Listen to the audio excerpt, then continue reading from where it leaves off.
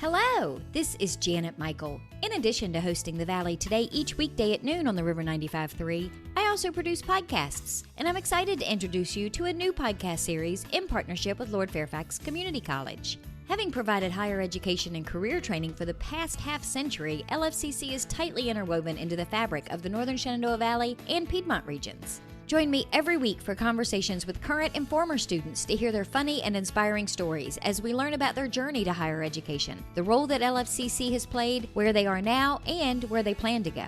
We'll also talk to current and former professors about their experiences and best memories of LFCC over the past 50 years. Get every single episode as they're released on our website at theriver953.com under the podcast tab, or you can subscribe for free in Apple Podcast, Google Podcast, on Spotify, Amazon Music, wherever you listen to podcasts. Just search for LFCC Stories.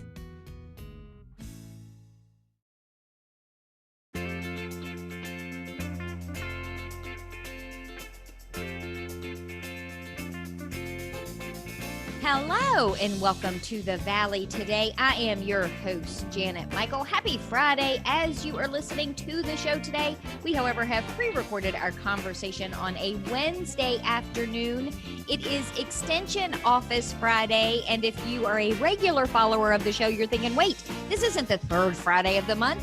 It's way too early. But no, you're right. It is the first Friday of the month. However, the third Friday of the month, this month in November, is going to be Camping for Hunger. So I've done a little rearranging, and Mark Sutphin from the Virginia Cooperative Extension Office was very gracious in moving up his regular show because, Mark, we have spotted lanternfly still on the radar, still wreaking havoc, and it's kind of grown into some of the other surrounding counties from just where we've talked about it in Frederick County in the past. Unfortunately, that's the case, Janet. Again, thanks for having me, and thanks for the opportunity to talk about a subject that has unfortunately consumed a lot of my time and life over the past 3 years. And I'm still happy to talk about it and raise awareness and get resources to everybody listening that may need the resources and how to deal with this. Unfortunately, it's a pest. If you haven't seen it yet, it's likely coming to a place near you, unfortunately. So it's an invasive insect pest native to Asia and was imported to North America, or first discovered in North America up in Berks County, Pennsylvania, back in 2014. We've been dealing with it here in Winchester and Frederick County since 2018. And it had spread just barely into the western border of Clark County last fall in 2019. Unfortunately, we're seeing quite a few more insects and now egg masses that the adults have laid in Clark County. So some developing things there, and it appears we may have a small detected population in Shenandoah County as well that Virginia Department of Agriculture is still surveying and properly identifying and going through the process of everything to delineate that and confirm it's actually a breeding population in Shenandoah County.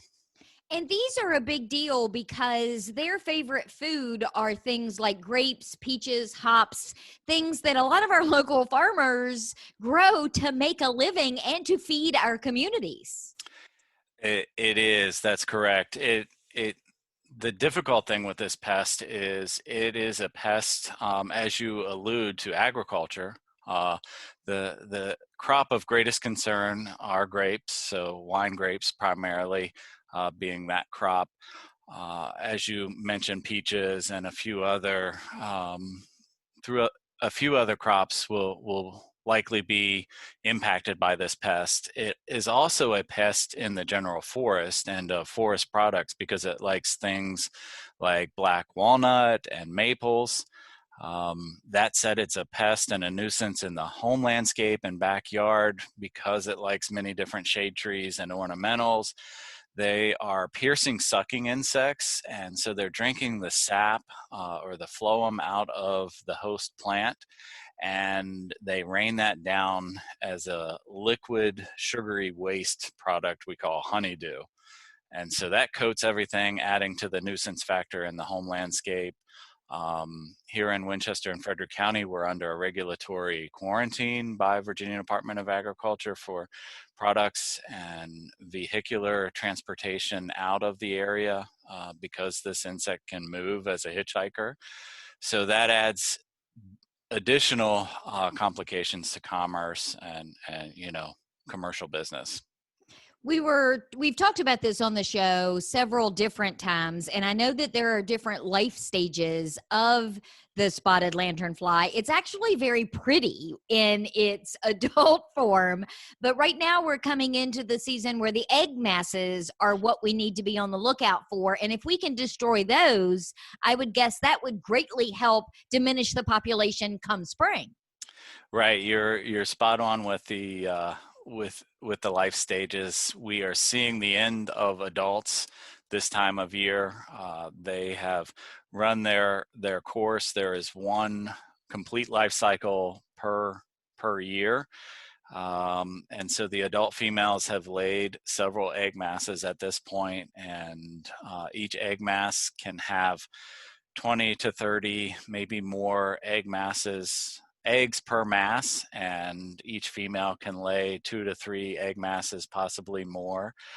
And yes, destroying those egg masses, especially on the perimeter and in high risk areas for movement and transportation, would be beneficial. The difficult thing is, realistically, and what research seems to be showing us is about only a third are within human height or the first 3 meters of the ground. So many are way up in the canopy above reach to actually smash or destroy them, and the ability to get them all is quite daunting.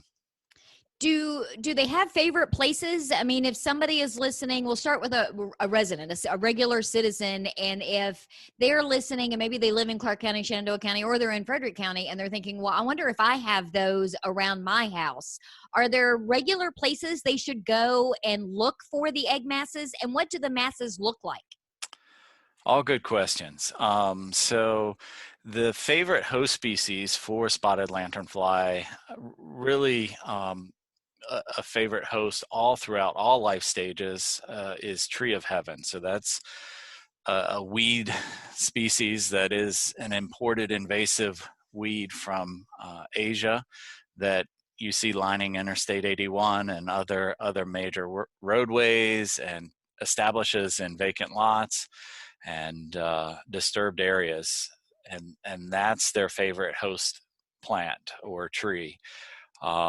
That's a good place to look. I even look even better than that is to find a tree of heaven, or its scientific name is Ailanthus altissima. Many people will call it Ailanthus. Look for one of these trees with a wild grape or Virginia creeper growing up in it, because the spotted lanternfly, as we've said, like grape or Virginia creeper, which is related to grape. So finding those 2 or 3 species together is a great place to look. Also, this time of year, and lanternflies will feed on different things as their life stage and the calendar year progresses. Late in the season, we see a lot of adults on red maples and silver maples, so that would be another good location to look. Again, late in the season when the adults are laying eggs, we'll find them often on red and silver maples. So if you have those in the home landscape, that's a good tree or a couple trees to look at. And what those egg masses look like, they can be pretty cryptic. And it's really the hardest life stage to identify of this insect. As you said, the adult is large and beautiful. It's a shame it's destructive because it really is a pretty insect. But the egg masses almost look like a mud or putty smear on the tree or underside of a branch. They will even lay on rocks or posts or lawn furniture, possibly a backyard grill, a hunting blind, a trailer, or RV or camper that sat near an infestation for a period of time in the fall is at risk for having one of these egg masses laid on it. So that starts to hint at the real threat of moving this insect around when they lay on non-plant hosts, and these items get moved around. Well, and I remember because when we did a show last year, I met you at one of the hot spots. And I remember you were saying at the top of the show about how they're piercing, sucking insects. So they, go into the tree and it goes in one end and literally comes out the other as something else. And I remember there was black sooty mold there, and there was the smell of the honeydew that you were talking about. If we saw that during the summer or in the last several weeks, chances are egg masses are going to be near that right now. And maybe somebody just didn't know that's what it was then. You're exactly right. As the population builds, you get this buildup of the honeydew, and so that's just basically sugar water, and it coats everything. The sooty mold is a fungus that starts growing on that. It's black. It will coat the leaves or the grass or mulch or play equipment, whatever is under the tree that's infested. And again, just adds to the nuisance factor of this pest. The smell that you're describing is really the fermentation of the honeydew and oozing sap from the tree. And it's almost like a vinegar smell. And it's definitely noticeable. It's noticeable. You know it when you smell it, let me just say. Well, let's take a quick break. When we come back, can you maybe give me a quick rundown of some tips or like a list of checklist items of people that are listening that they can, okay, let me go check this. Let me go check that. Oh, I didn't know that about firewood, and just kind of do a quick rundown on how we can prevent it from spreading if we're not finding it where we are right now. Definitely. Okay, we're going to do all of that when we come back in just a couple of minutes. It is Extension Office Friday, a little earlier in the month than usual. Mark Sutphin is on the Zoom screen with me. He is with Virginia Cooperative Extension Office. He is based out of Frederick County, but he covers all 5 surrounding counties in our area. We're going to come back and talk to him a little bit more in just a couple of minutes. Do you know anyone who is struggling with financial hardships because of coronavirus? Our new webinar called Coping with the Money Crunch can help. We'll talk about immediate options to consider, revising or creating a spending plan, and lots of community resources. Then we'll cover how to narrow your priorities, contact creditors, and avoid scams and risky loans. The webinar is free, and you can either join by phone or through Zoom on a smartphone, tablet, or computer. You can find out more by visiting the Northern Shenandoah Valley Financial Education Program on Facebook or calling Karen Poff at 540-635-4549. Let me show you how to make your own plan or help someone you care about get through the crisis. Call 635-4549 or visit at NSV Financial Education on Facebook today.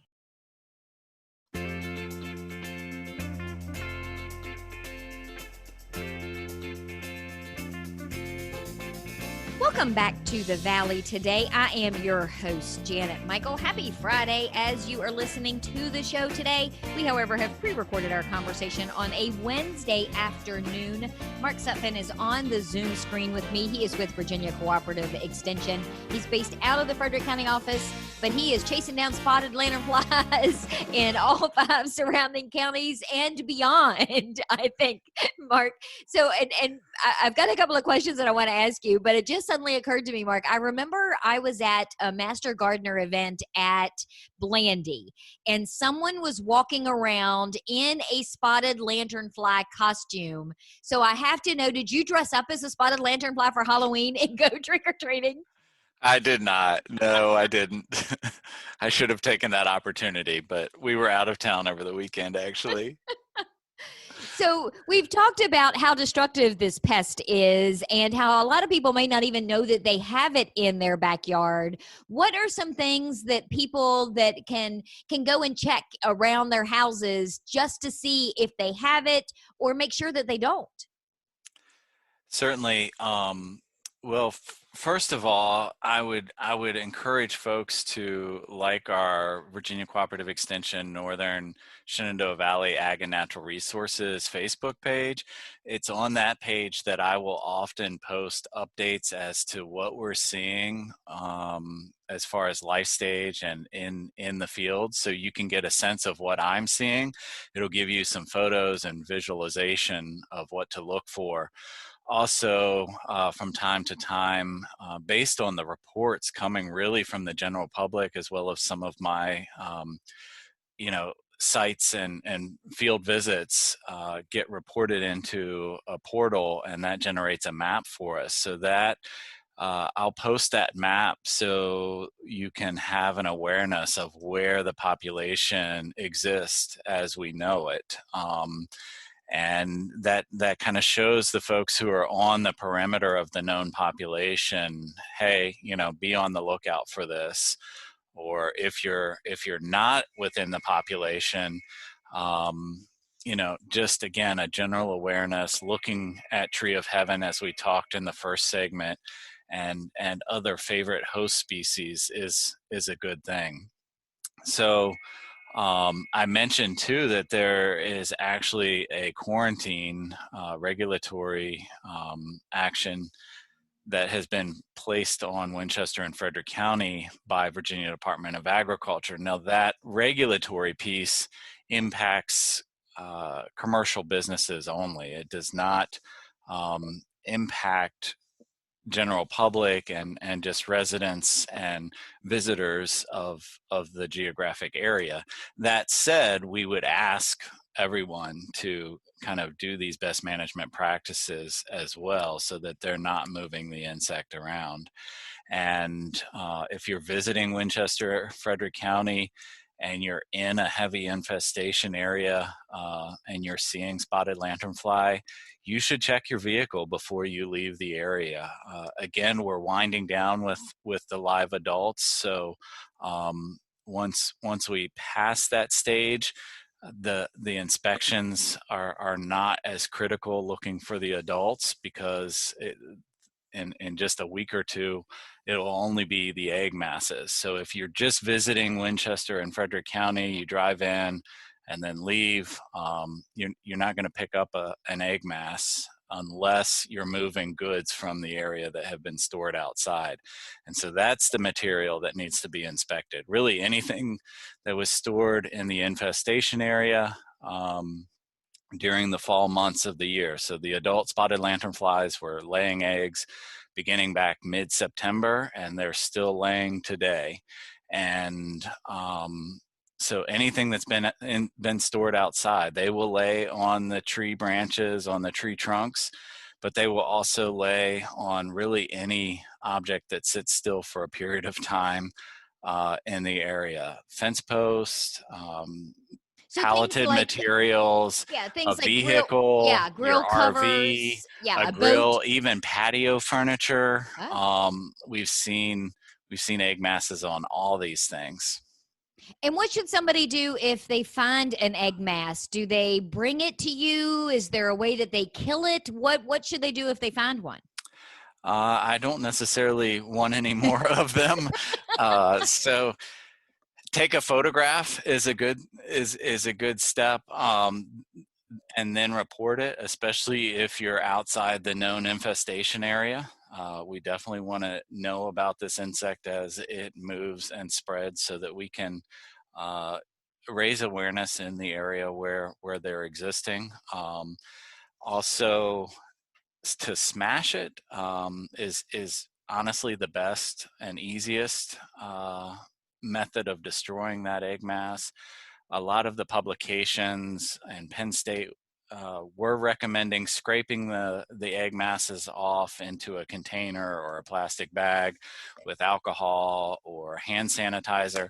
Obviously, the rubbing alcohol and hand sanitizer are products that have been more difficult to get your hands on during COVID months.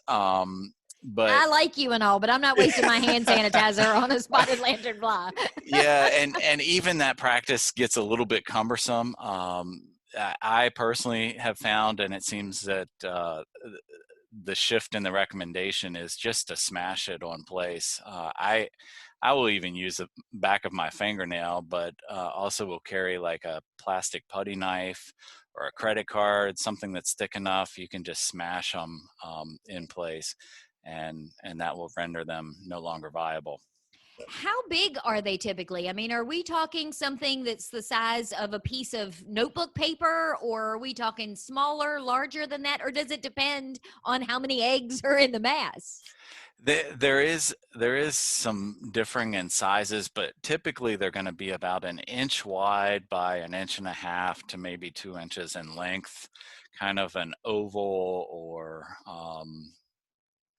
oval in shape, pretty much. And again, coloration looks almost like a mud smear.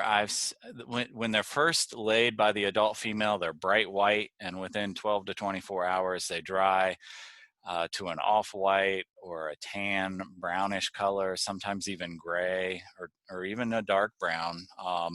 As that egg mass continues to dry throughout the winter, it will crack and slough off the coating that the female puts on top of the egg mass, and then you can sometimes better see the rows of eggs that she's laid underneath. But yeah, for the most part, an inch by inch and a half is a typical size. And you mentioned before about reporting it. It really is important for them to let you know, because I remember early on when we were doing this show, a lot of it was in the northern part of Frederick County, and I wasn't really in a hot zone here in Middletown. But that's why you want to know if I see one, because now you know something has made its way a little further south. That's correct. And again, just to raise awareness in the areas where we're seeing it, as I said in the first segment, we're seeing more and more in Clark County. Throughout 2020, we've seen quite a few observed in Stevens City, one regulatory transport in the Middletown area. As I also alluded, we're thinking we've got a small population in Shenandoah County in the Toms Brook area. So finding those outliers as they move and establish is really going to be key to potentially eradicating or slowing those smaller outlying populations. The goal is, and as you said, reporting is helpful to us. It's helpful to the neighbors. It's helpful to the businesses and people, our farmers as well, so that they know that the pest is in the area and they can take proper management actions if need be. And so knowing where it is critical, and reporting can be done through several things. We have an online reporting link that I think you'll post in your page, Janet, and even the city of Winchester has developed a page devoted to spotted lanternfly. County of Frederick has a page as well. And even County of Loudoun has done so too. So not everybody, unfortunately, knows about Virginia Cooperative Extension or to come find us. So thankfully, our local governments are helping out with that and providing links to our resources, just as you do. And so there are portals on the City of Winchester, Loudoun County, Department of Agriculture for Virginia, numerous ways you can report, and unfortunately most of them come back across my desk at some time. I think we're pushing about 1,500 so far for the year. Oh my gosh. Oh my gosh. And I guess for the next week or maybe two, pay attention when you're traveling in and out of Winchester or in and out of Clark County. If you see this really pretty bug on your car, chances are it could be a spotted lanternfly hitching a ride. And I guess the flip side to that is if you're buying a car from somebody in those areas that's been sitting in the backyard for a while, give it a once over before you hook it up to the tow truck or you get in it and drive it home. That's exactly right. And then looking for the egg masses, as we've been talking about, that's going to be the critical activity over the winter months, because the egg mass is the life stage that will provide us our 2021 population. Awesome. Well, I will put pictures because we've taken plenty of pictures and you've given me plenty of photos since we've been talking about this over the course of the last year. But thanks for the update. I appreciate knowing where it is and when we're going to get rid of it. That's when I want you to come back and talk about is when it's gone and it's not a big deal anymore. Don't hold your breath because I don't think we'll be coming back for that show. Well, we are going to wrap up our conversation for Extension Office Friday. We have been chatting with Mark Suffin. He is a Virginia Cooperative Extension agent. He is based out of the Frederick County office, but again, he covers all 5 surrounding counties. Mark, thanks for taking some time out of your Wednesday afternoon to record the show today. No problem. Certainly. Thank you as well, Janet. Get out. Have a great weekend. I will be back on Monday. I'll have a brand new episode of The Valley Today ready to go for you. So make it a good one and meet me back here just a few minutes after noon on Monday.